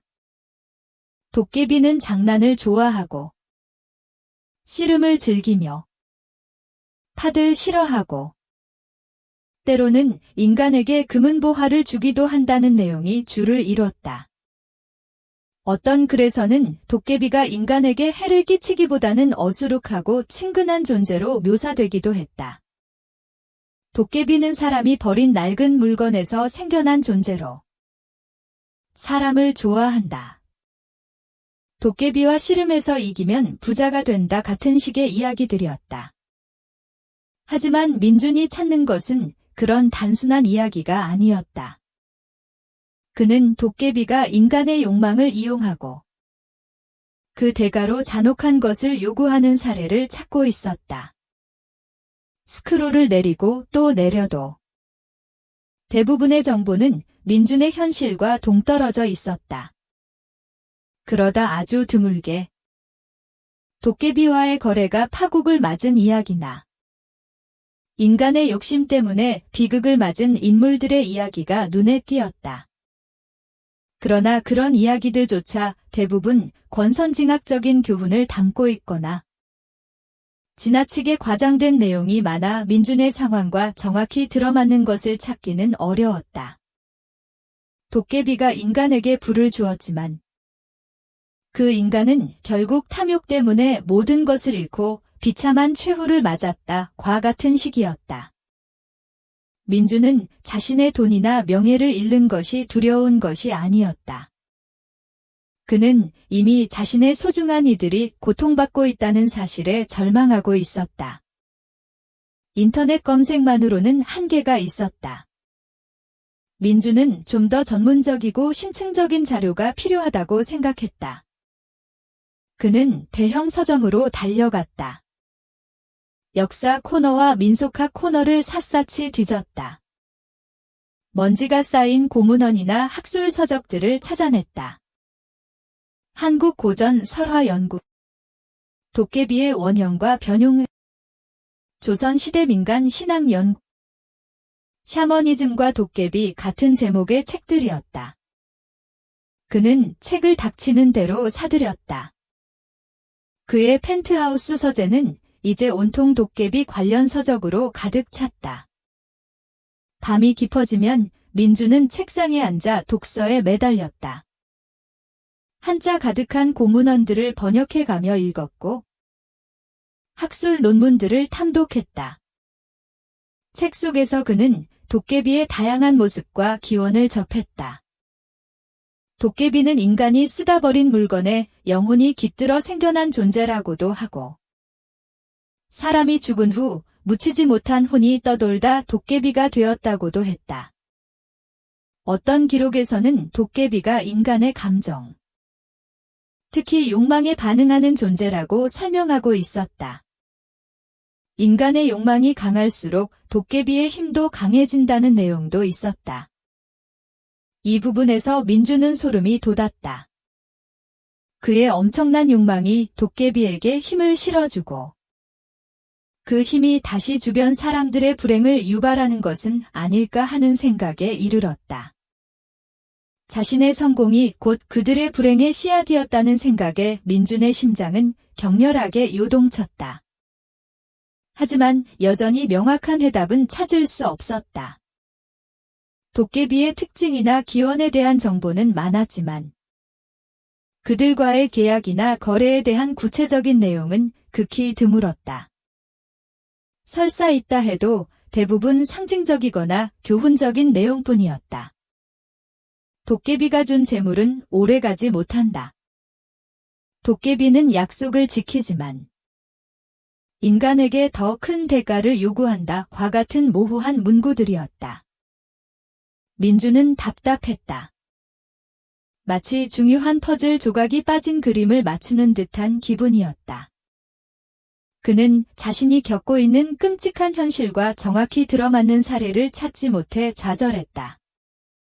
정보 수집 시도는 책상에 앉아서만 이루어지지 않았다. 민주는 혹시라도 도깨비와 다시 만날 수 있지 않을까 하는 신락 같은 희망을 품고 도깨비가 출몰했다고 알려진 장소나 예로부터 도깨비불이 목격되었다는 지역에 대한 기록도 찾아보았다. 서울 근교의 오래된 산이나 폐가 터에 대한 이야기가 종종 등장했다. 낡은 지도에 그런 장소들을 표시하며 그는 밤늦도록 몰래 그곳들을 찾아다녔다. 늦은 밤. 그는 운전기사도 모르게 자신의 최고급 스포츠카를 직접 몰아 홀로 그런 곳들을 찾아다녔다. 한때 도깨비가 나타나 씨름을 했다는 오래된 정자터. 폐쇄된 지 오래된 고택의 대문 앞. 인적이 드문 산길 등을 배회했다. 차 안에서 밤늦도록 불이 켜지지 않은 텅 빈 건물들을 바라보기도 했다. 어두컴컴한 밤하늘 아래 낡고 으스스한 장소들을 찾아다니는 동안 민준의 불안감은 더욱 증폭되었다. 그는 혹시라도 다시 도깨비와 마주치게 될까 봐 두려우면서도 한편으로는 간절히 다시 만나고 싶었다. 다시 만나서 물어보고 싶었다. 대체 왜 저에게 이런 대가를 요구하십니까? 제가 뭘 잘못했습니까? 그는 밤공기 속에서 도깨비의 흔적을 찾으려 했지만 그 어디에도 도깨비의 기척은 느껴지지 않았다. 그저 차가운 밤바람만이 그의 뺨을 스칠 뿐이었다. 그는 때로는 자신의 연구실이나 다름없는 펜트하우스에서 새벽까지 도깨비에 대한 자료를 정리하며 밤을 지새웠다. 찾은 정보들을 꼼꼼히 노트에 기록하고 자신에게 일어난 일들과 연결점을 찾으려 애썼다. 도깨비가 주는 대가가 물질적인 것이 아니라는 사실을 어렴풋이 짐작하게 된 후부터는 그가 겪었던 일들, 특히 주변 사람들에게 닥친 불행들을 도깨비의 시각에서 다시 분석하기 시작했다. 하지만 아무리 찾아도 결정적인 단서는 나타나지 않았다. 민준이 발견하는 대부분의 단서는 불확실하고 모호했다. 어떤 기록에서는 도깨비가 인간의 소원을 들어주는 대가로 영혼을 요구한다고 했고, 다른 기록에서는 인간의 생명력을 빼앗는다고도 했다. 또 다른 이야기에서는 도깨비가 주는 재물에 숨겨진 저주가 있어 결국 불행을 초래한다고도 했다. 이처럼 중구난방의 정보들은 민준의 혼란을 가중시킬 뿐이었다. 그는 진실에 다가서는 것이 아니라 오히려 미궁 속으로 더 깊이 빠져드는 듯한 느낌을 받았다. 도깨비는 인간의 어리석은 욕망을 비웃으며 그 욕망이 자신을 파멸로 이끌게 만든다. 는 구절은 특히 민준의 심장을 찔렀다. 자신이 바로 그 어리석은 인간이 아닐까? 도깨비는 민준의 맹목적인 욕망을 이용해 그를 파멸로 이끌고 있는 것일까? 아니, 자신만의 파멸이 아니라 그를 둘러싼 모든 이들의 파멸을 통해 민준을 더욱 고통스럽게 만들고 있는 것일까? 의심은 꼬리에 꼬리를 물었고 그의 머릿속은 온통 혼란으로 가득 찼다. 민준은 자신이 가진 부와 명예가 아무런 의미가 없다는 것을 깨달았다. 오히려 그것들이 주변 사람들의 불행을 부르는 저주처럼 느껴졌다. 그는 자신의 성공을 거두기 위해 했던 모든 행동들을 되돌아봤다. 치열하게 경쟁하고 때로는 남을 짓밟고 올라서야 했던 순간들. 그런 과정이 도깨비에게는 민준의 욕망을 증명하는 촉매제였을지도 모른다는 섬뜩한 생각마저 들었다. 도깨비는 그의 욕망이 자라나는 것을 지켜보며 자신의 힘을 키웠던 것이다. 이런 불확실한 단서들은 민준의 불안감을 더욱 증폭시켰다. 그는 이제 주변의 모든 것을 의심하기 시작했다. 거리에 지나가는 사람들의 시선, 뉴스에서 흘러나오는 경제 소식, 심지어는 날씨까지도 도깨비의 개입과 관련이 있는 것은 아닐까 하는 망상에 시달렸다. 잠들지 못하는 밤이 길어질수록 그의 정신은 피폐해져 갔다. 그는 점점 더 날카로워졌고 예민해졌다. 작은 소리에도 깜짝 놀랐고 누군가 자신을 지켜보고 있는 듯한 기분에 사로잡혔다. 그의 화려한 펜트하우스는 이제 더 이상 안락한 공간이 아니었다. 오히려 그를 옥죄는 거대한 감옥처럼 느껴졌다. 도깨비와의 첫 만남을 끊임없이 복기했다. 도깨비의 눈빛, 표정, 말투 하나하나를 기억해내려 애썼다. 세상에 공짜는 없지? 너는 내가 가진 가장 소중한 것으로 대가를 치르게 될 거야. 라는 도깨비의 말이 그의 뇌리에서 떠나지 않았다. 그때는 그저 위협적인 말로 들렸을 뿐이지만 이제는 그 말이 예언처럼 다가왔다. 가장 소중한 것. 그것이 물질적인 것이 아니라는 것을 어렴풋이 짐작하게 되자 민준의 등골에는 식은땀이 흘렀다. 자신이 소원했던 부와 명예가 이루어진 방식 또한 의심의 대상이었다. 너무나도 순조로웠다. 마치 누군가 뒤에서 모든 장애물을 치워주고 성공으로 가는 길을 닦아준 것처럼 느껴졌다. 경쟁사들이 예상치 못한 악재로 휘청거리고 투자자들이 민준의 회사에 맹목적으로 돈을 쏟아붓는 기현상들. 이 모든 것이 자신의 뛰어난 능력 때문이라고 자부했지만 이제는 도깨비의 치밀한 조작이라고밖에 생각할 수 없었다. 도깨비는 민준을 성공의 정점으로 이끌기 위해 모든 것을 조작했던 것이다. 그리고 이제 그 대가를 치를 때가 온 것이었다. 민준은 자신이 도깨비의 거대한 게임판 위에 놓인 말처럼 느껴졌다. 도깨비는 민준의 욕망을 미끼로 삼아 그를 성공의 정점으로 이끌었고 동시에 그가 가장 소중히 여기는 것들을 하나둘씩 앗아가고 있었다. 민준의 성공이 커질수록 주변의 불행도 비례하여 커지는 기이한 현상. 이는 단순한 우연의 일치라고 보기에는 너무나도 섬뜩한 패턴이었다. 그의 주변에서 벌어진 모든 불행들이 이제는 하나의 거대한 그림을 그리고 있었다. 그리고 그 그림의 중심에는 바로 민준 자신과 도깨비와의 거래가 있었다. 밤늦도록 자료를 뒤지고 낡은 기록들을 읽어 내려가던 어느 날 밤, 민준은 마침내 확신을 가졌다. 그의 손에 들린 고문원의 한 구절이 그의 심장을 꿰뚫는 듯했다. 도깨비는 인간의 탐욕을 시험하며 가장 깊은 곳에 숨겨진 가치를 드러내게 한다. 대가는 종종 인간이 가장 아끼는 것, 즉 타인의 행복과 안녕이다. 이 문구를 읽는 순간 민준의 눈앞에 모든 퍼즐 조각이 맞춰지는 듯했다. 그의 머릿속을 혼란스럽게 했던 모든 의문들이 한순간에 명확해지는 동시에 끔찍한 진실이 맨 얼굴을 드러냈다. 김 사장의 파산, 누나의 카페 전소, 그리고 사랑스러운 조카에게 닥친 희귀병, 친구들의 불운까지. 이 모든 불행이 자신의 성공과 무관하지 않다는 것을, 아니, 자신의 성공이 곧 그들의 불행을 불러왔다는 것을 확실히 깨달았다. 도깨비는 그에게 직접적인 고통을 주지 않았다. 대신 그가 사랑하는 이들을 고통스럽게 만들므로써 민준에게 가장 잔혹한 대가를 치르게 하고 있었던 것이다. 이 모든 것이 도깨비의 치밀하고 계산된 계획이었다.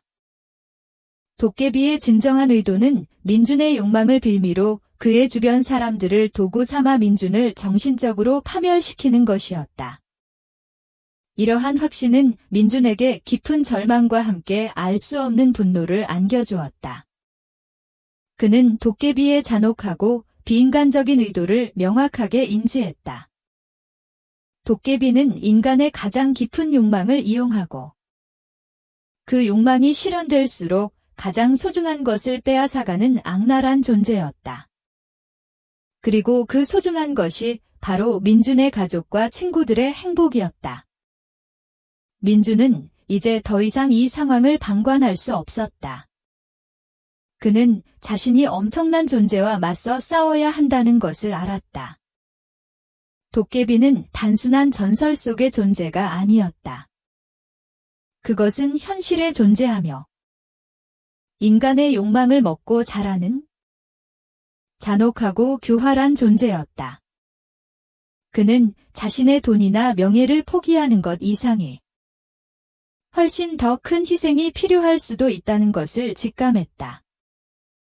그는 창밖의 화려한 도시를 내려다봤다. 불빛 가득한 서울은 여전히 분주했고 사람들은 각자의 욕망을 쫓아 살아가고 있었다. 민준도 한때 그들 중 한 명이었고 그의 욕망은 도깨비에게 완벽한 먹잇감이 되었다. 이제 그는 자신의 욕망이 초래한 끔찍한 대가 앞에서 무릎 꿇는 대신 이 악순환을 끊어내야 한다는 강한 의지를 품었다. 그는 가족과 친구들의 행복을 되찾기 위해서라면 자신이 이룬 모든 성공을 기꺼이 포기할 각오가 되어 있었다. 밤늦도록 이어지는 빗소리는 그의 심장 박동 소리와 섞여 불안감을 고조시켰다. 하지만 그 불안감 속에서도 민준의 눈빛은 전에 없이 강렬하게 빛났다. 그는 이제 도깨비의 존재를 더 이상 부정하지 않았다. 아니, 오히려 그 존재를 인정하고 맞서 싸울 준비를 하고 있었다. 다음 단계는 무엇일까?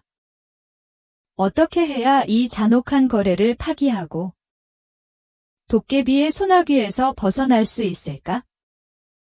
민준은 이제 그 질문에 대한 답을 찾아야만 했다. 그에게 남은 것은 오직 이 끔찍한 운명에 맞서는 것뿐이었다. 그의 내면에서는 이제 절망을 넘어선 강한 투지가 타오르기 시작했다. 민주는 더 이상 도망칠 수 없었다. 밤낮 없이 도깨비에 대한 자료를 찾아 헤매고 자신에게 일어난 일들을 되짚어보면서 그는 점차 하나의 끔찍한 진실에 다가서고 있었다. 그의 서재에는 낡은 고문원과 학술 서적들이 산더미처럼 쌓여 있었고 컴퓨터 화면에는 난해한 민속학 용어들이 가득했지만 민준의 눈은 이제 그런 어려운 글자들을 꿰뚫어 보고 있었다. 오랜 시간 혼란스럽게 흩어져 있던 퍼즐 조각들이 마침내 제자리를 찾아가고 있었다. 그리고 그 완성된 그림은 그가 상상했던 것보다 훨씬 더 잔혹하고 기형적인 형태를 띠고 있었다. 그는 애써 외면하고 싶었던 문구들을 다시 읽었다. 도깨비는 인간의 어리석은 욕망을 비웃으며 그 욕망이 자신을 파멸로 이끌게 만든다. 그리고 결정적으로 그의 심장을 정확히 꿰뚫었던 문장. 도깨비가 인간의 탐욕을 시험하며 가장 깊은 곳에 숨겨진 가치를 드러내게 한다. 대가는 종종 인간이 가장 아끼는 것, 즉 타인의 행복과 안녕이다. 이 마지막 문장이 민준의 뇌리에 박히는 순간 마치 누군가 그의 심장을 차가운 칼로 도려내는 듯한 고통이 밀려왔다. 온몸에 소름이 돋았다. 그동안 자신을 괴롭히던 모든 의문들이 한순간에 해소되는 동시에 끔찍한 진실이 맨 얼굴을 드러냈다. 도깨비가 요구했던 가장 소중한 것의 대가는 그의 돈도 아니었고 그의 건강도 아니었다.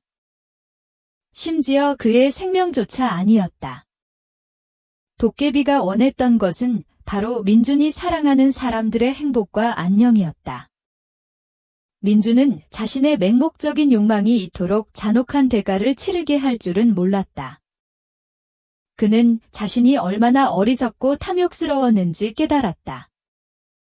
김 사장의 파산, 누나 지혜 씨의 카페 전소, 그리고 사랑스러운 조카에게 닥친 희귀병, 친구들의 끊이지 않는 불운들. 이 모든 것이 결코 우연이 아니었다.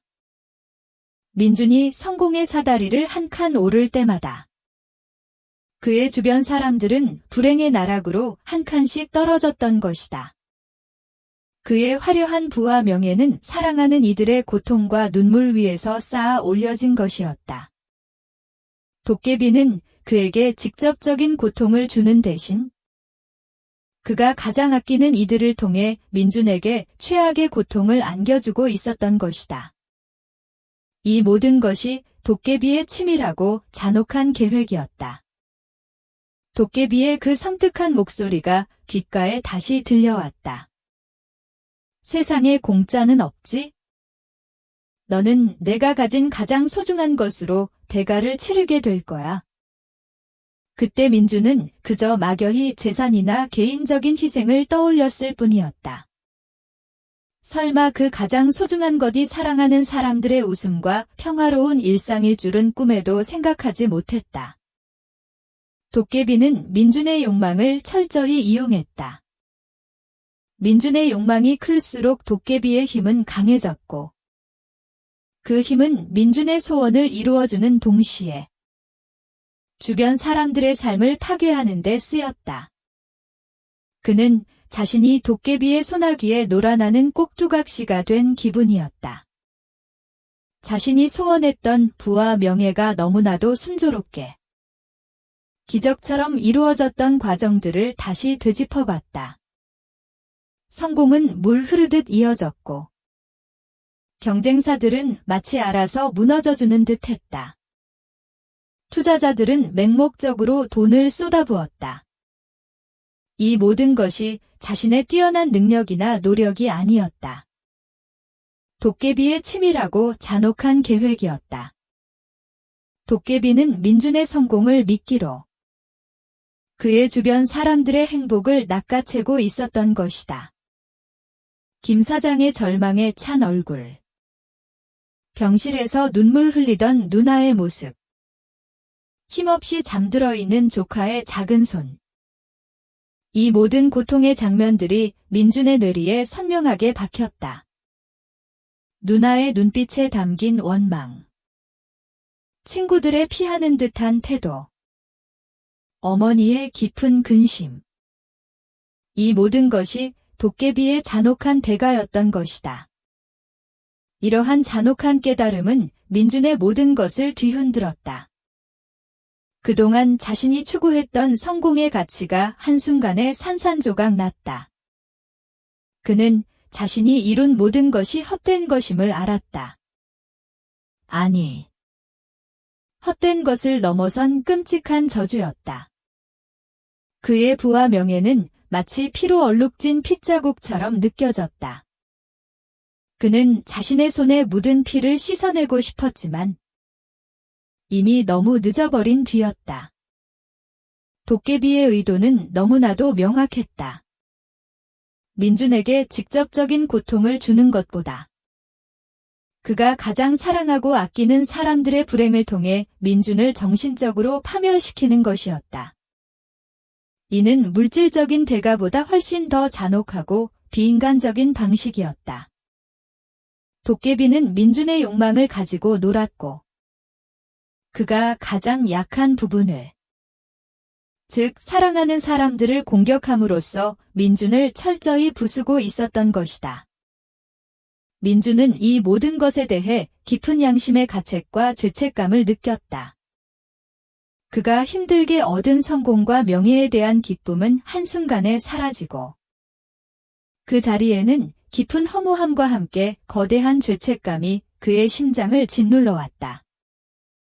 최고급 펜트하우스의 창밖으로 서울의 밤 풍경을 내려다보았다. 수많은 빌딩들이 뿜어내는 휘황찬란한 불빛들. 그 아래에서 바쁘게 움직이는 사람들의 모습이 예전처럼 아름답거나 경이롭게 느껴지지 않았다. 오히려 그 불빛 하나하나가 자신의 욕망 때문에 고통받는 사람들의 눈물처럼 보였고 분주하게 움직이는 사람들의 발걸음이 자신의 성공 때문에 불행의 나락으로 떨어지는 누군가의 모습처럼 느껴졌다. 그가 이룬 성공의 모든 요소들이 이제는 고통과 연결되어 보였다. 화려한 외제차, 비싼 명품 옷, 고급 레스토랑에서의 만찬.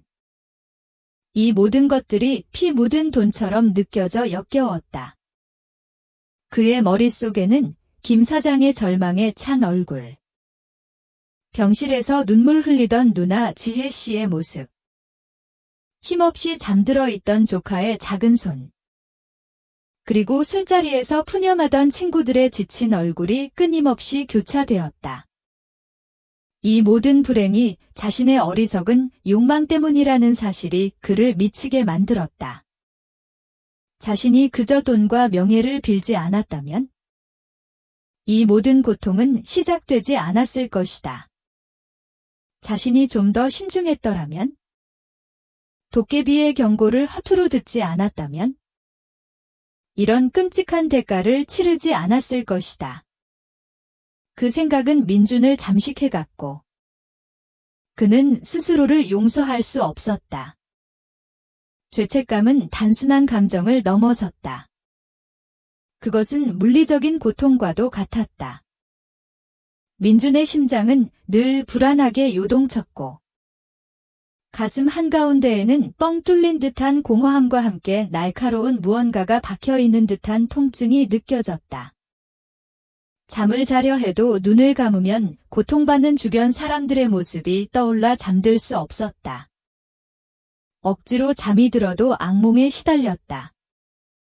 꿈속에서 그는 성공의 정상에 서 있었지만 그의 발 아래에는 사랑하는 이들이 고통에 몸부림치고 있었다. 그는 비명을 지르며 깨어났지만 현실은 꿈보다 더 잔혹했다. 민준은 이 끔찍한 상황에서 벗어나야 한다는 강렬한 필요성을 느꼈다. 사랑하는 이들의 고통을 더 이상 방치할 수 없었다. 자신의 욕망이 초래한 대가 앞에서 무릎 꿇고 절망하는 것만으로는 아무것도 해결되지 않았다. 그는 이제 이 잔혹한 거래를 멈추거나 적어도 도깨비와의 관계를 재설정해야 한다는 것을 분명히 깨달았다. 하지만 어떻게 해야 할지는 여전히 막막했다. 이미 소원은 이루어졌고 대가는 치러지고 있었다. 시간을 되돌릴 수는 없었다. 민주는 자신의 성공을 포기하는 것만으로는 이 모든 불행이 멈추지 않을 것이라는 불길한 예감을 떨칠 수 없었다. 도깨비의 의도는 단순한 물질적인 대가가 아니었다. 그것은 민준의 파멸을 향한 치밀하고 잔혹한 계획이었다. 그렇다면 민준은 어떻게 해야 할까? 그는 밤새도록 잠 못 이루며 고뇌했다. 도깨비와의 거래를 파기할 방법은 없을까? 혹시 도깨비의 약점은 없을까? 아니면 이 상황을 되돌릴 수 있는 다른 방법은 없을까? 그의 머릿속은 수많은 질문과 상념들로 가득 찼다. 도깨비에 대한 자료들을 다시 찾아보고 희망을 줄 만한 작은 단서라도 찾아내려 애썼다. 그러나 대부분의 기록은 도깨비의 힘이 강력하고 한 번 맺은 계약은 되돌리기 어렵다고 말하고 있었다. 그는 거울에 비친 자신의 초췌한 얼굴을 바라보았다. 성공의 빛은 사라지고 오직 깊은 고뇌와 피로만이 남아있었다. 하지만 그 깊은 그림자 속에서도 민준의 눈빛은 전에 없이 강렬하게 빛나고 있었다. 사랑하는 이들의 고통을 더 이상 두고 볼 수 없다는 절박함이 그에게 새로운 결의를 심어주었다. 그는 이제 더 이상 욕망에 사로잡힌 어리석은 인간이 아니었다. 그는 자신의 잘못을 인정하고 사랑하는 사람들을 지키기 위해 무엇이든 할 각오가 되어 있는 한 인간이었다. 이 모든 것을 되돌릴 수 없다면 적어도 더 이상의 피해를 막아야 했다. 그는 자신의 삶을 걸고라도 이 끔찍한 악순환을 끊어내야 했다. 민주는 자신이 무엇을 해야 할지, 어떤 선택을 해야 할지 깊은 고민에 잠겼다. 과연 도깨비와 다시 대면해야 할까? 아니면 도깨비의 힘을 약화시킬 다른 방법을 찾아야 할까? 이 모든 상황을 끝내기 위한 해답은 무엇일까? 그는 이 끔찍한 딜레마 속에서 한 걸음 나아가기 위한 첫 번째 발걸음을 내디디려 하고 있었다. 그는 더 이상 주저하지 않았다. 사랑하는 이들의 행복을 되찾기 위해서라면 자신이 가진 모든 것을 기꺼이 버릴 각오가 되어 있었다.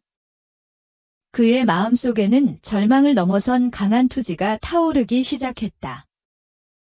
어떻게든 이 악몽 같은 거래를 끝내고 말 것이라는 굳은 결심이었다.